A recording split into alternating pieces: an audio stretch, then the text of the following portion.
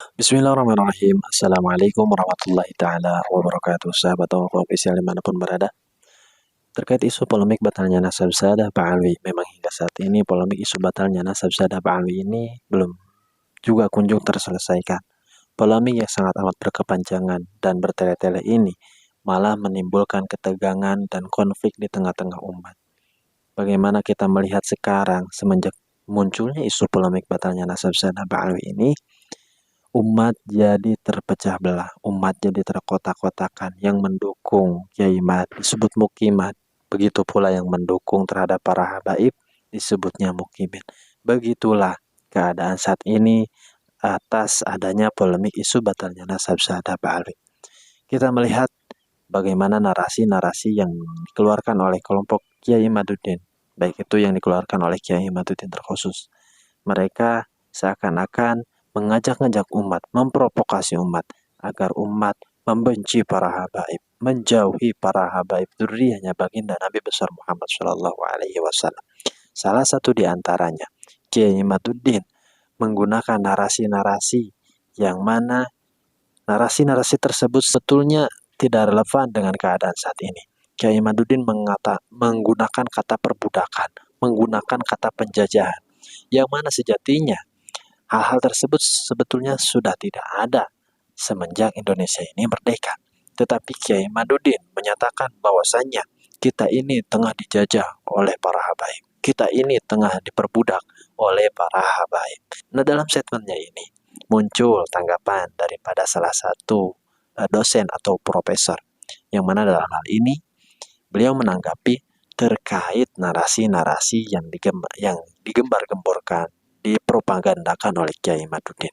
Bagaimana kita melihat narasi yang digembar-gemborkan oleh Kiai Maduddin?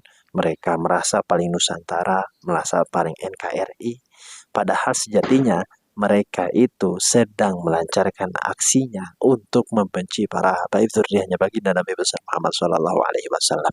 Maka daripada itu, mari kita simak terlebih dahulu pemaparan ataupun kuliah gratis untuk Kiai Maduddin daripada salah satu profesor yang menanggapi terkait statementnya Kiai Maduddin terhadap serangannya kepada para habaib dzurriyyahnya baginda Nabi besar Muhammad Shallallahu Alaihi Wasallam. Mari kita simak bersama-sama videonya. Emang ada ulama Nusantara melawan ulama non-Nusantara. Siapa ulama non-Nusantara itu? Oke, mari kita bedah sejarah istilah Nusantara dan istilah pribumi. Saya tidak usah jauh-jauh ke zaman Singosari biar agak singkat. Saya awali di zaman Mojopahit aja. Dulu zaman Gajah Mada diangkat menjadi Perdana Menteri itu, menjadi Mahapatih di Mojopahit. Waktu itu wilayah Mojopahit itu kan masih di Jawa. Pada waktu itu Gajah Mada bersumpah yang dikenal dengan Sumpah Amuktipalapa. Di antara kalimat sumpahnya itu kan apa itu? Lamun Nusantara kalah, ingsun Amuktipalapa. Jadi artinya apabila nanti Nusantara sudah kalah, maka saya akan berhenti puasa. Jadi Nusantara pada waktu itu adalah wilayah yang berada di luar kekuasaan Majapahit, di mana pada waktu itu wilayah kekuasaan Majapahit itu baru ada di Jawa. Nah, pada awalnya Nusantara itu maknanya adalah wilayah di luar Jawa, itu ya. Nah, namun kemudian terjadi pergeseran makna. Pada zaman pergerakan kemerdekaan Indonesia, ya Nusantara itu dianggap sebagai seluruh wilayah Indonesia. Nah, sejarahnya kan begitu. Sampai nanti setelah Indonesia merdeka, ya. Nah, nanti bagi yang pernah kuliah di perguruan tinggi, ada mata kuliah kewirausahaan. Di situ ada pendidikan wawasan Nusantara. Salah satu aspek pendidikan wawasan Nusantara itu apa? Yakni aspek politik, di mana seluruh warga negara Indonesia tidak memandang dia mau etnis apapun, ya, mau etnis Jawa, Sunda, Dayak atau mana saja, termasuk etnis keturunan Cina, keturunan India, keturunan Arab, mau keturunan Eropa, mau keturunan Kutub Utara, ya, sepanjang mereka itu warga negara Indonesia, maka mereka disebut orang Nusantara. mempunyai kedudukan hak hukum yang sama, gitu loh. Jadi kalau sekarang ada yang mau membenturkan ulama Nusantara melawan, lah apa ada ulama non Nusantara yang mau dilawan? Kalau yang mau dilawan sesama ulama Indonesia, kan berarti yang bikin slogan begitu mau mengadu domba, kan begitu. Oke, sekarang istilah pribumi. Nah, istilah pribumi itu terjemahan di zaman Belanda. Jadi pada zaman Belanda, salah satunya peraturan di zaman Belanda yang menggolongkan penduduk itu ada yang namanya Indische Stadsregeling itu. Zaman Belanda. Itu penduduk Hindia Belanda alias Indonesia pada masa penjajahan itu dibagi menjadi 3 golongan oleh pemerintah penjajah Belanda, yaitu golongan Eropa, ya, golongan Eropa itu orang-orang barat itu, tapi nanti Jepang juga dimasukkan di golongan Eropa ini, ya, meskipun Jepang itu Asia kan itu. Nah, kemudian ada golongan timur asing, mereka para keturunan Cina, ya, terus India, keturunan Arab yang hidup di Hindia Belanda itu pada waktu itu digolongkan sebagai golongan timur asing.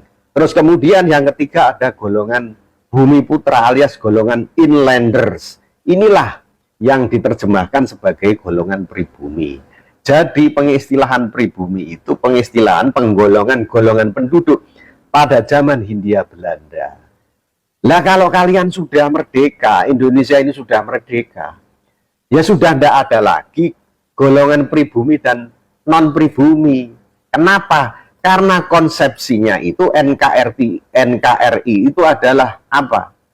National state, negara kebangsaan, di mana semua suku termasuk semua suku termasuk keturunan Cina, keturunan Arab, keturunan India, keturunan manapun selama menjadi warga negara Indonesia, mereka tidak bisa disebut sebagai non-pribumi. Kan gitu. Mereka tidak bisa disebut sebagai non-Nusantara. Nah, kan gitu. Lalu zaman segini, zaman Indonesia merdeka kok masih menggunakan istilah pribumi dilawankan dengan non-pribumi. Kan ini juga pecah belah. Makanya di dalam rezim reformasi dulu, Presiden Habibie tahun 98 kan pernah mengeluarkan itu instruksi presiden. Larangan terhadap penggunaan istilah pribumi dan non-pribumi dalam peraturan perundang-undangan dan setiap kebijakan pemerintahan dari pusat sampai daerah. Kan gitu. Jadi sudah dilarang itu penggunaan istilah pribumi, non-pribumi itu. Karena itu istilah pecah belah. Ya. Nah, kalau kalian belajar tentang ilmu sejarah itu, termasuk sejarah antropologi, ya sebenarnya di dalam Nusantara, ya, di Kepulauan Nusantara ini pun tidak ada yang disebut pribumi. Semuanya itu para pendatang, keturunan para pendatang. Jadi tidak ada pribumi, gitu loh. Apalagi setelah Indonesia merdeka, sudah nggak ada istilah itu. Makanya orang-orang yang menggunakan istilah itu membentur-benturkan golongan, ya, menciptakan luka lama, ya. Pada zaman penjajahan itu sudah digolong-golongkan begitu, ya maklum itu zaman penjajahan. Nah sekarang zaman Indonesia merdeka, kalau masih dipergunakan istilah Nusantara lawan non-Nusantara, pribumi lawan non-pribumi, yaitu pemecah belah, sudah jelas gitu loh. Nah repot itu negara ini kalau diisi orang-orang yang masih cara berpikirnya apa itu? Primordial seperti itu.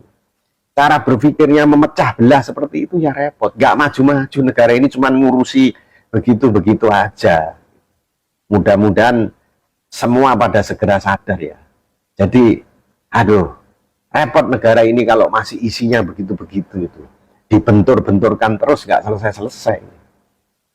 Setelah kita simak dan dengarkan bersama bagaimana tadi narasi ataupun ungkapan-ungkapan terkait bagaimana sebetulnya Nusantara ini, bagaimana istilah-istilah perbudakan ataupun penjajahan yang mana hal-hal tersebut gemar digembar-gemborkan oleh Kiai Ahmaduddin beserta para pendukungnya untuk mengajak-ngajak umat, untuk menggiring pemikiran-pemikiran umat agar membenci para habaib dzurriyyahnya baginda Nabi besar Muhammad SAW. Tetapi faktanya hingga saat ini, para habaib semenjak munculnya isu polemik batalnya nasab Sadah Ba'alwi, para habaib bukan semakin dijauhi oleh umat, bukan semakin dibenci oleh umat, tetapi fakta menunjukkan bahwasanya semenjak munculnya isu polemik batalnya nasab Sadah Ba'alwi, para habaib malah semakin dicintai, malah semakin dimuliakan, malah semakin didekati oleh umat. Jadi semenjak isu polemik batalnya nasab Sadah Ba'alwi ini hanya menimbulkan ataupun mengungkap siapa muhibbin yang sebenarnya. Semenjak munculnya isu polemik batalnya nasab Sadah Ba'alwi ini, banyak muhibbin palsu yang menimbulkan wajah ataupun kedok aslinya. Maka daripada itu, mudah-mudahan kita semua senantiasa diberikan keistiqomahan oleh Allah Subhanahu wa taala, dan juga mudah-mudahan kita semua dijauhkan daripada fitnah akhir zaman yang muncul melalui isu polemik batalnya nasab Sadah Ba'alwi. Lebih baik kita memikirkan hal-hal yang penting, lebih penting daripada memikirkan polemik yang sangat amat berkepanjangan bertele-tele ini. Karena sejatinya apapun yang dinarasikan oleh kelompok Kiai Imaduddin itu tidak ada kemanfaatannya bagi kita semua. Mereka hanya membuat gaduh, mereka hanya membuat kisruh, mereka hanya membuat ataupun mengajak-ngajak umat Islam, mengajak kita untuk mencaci maki, untuk membenci, untuk memerangi sesama umat muslim, terkhusus para habaib keturunan daripada Sadah Ba'alwi. Sekali lagi kita berdoa mudah-mudahan kita diselamatkan oleh Allah Subhanahu wa taala dan dijauhkan daripada fitnahan yang muncul melalui isu polemik batalnya nasab Sadah Ba'alwi ini. Amin ya Allah ya rabbal alamin.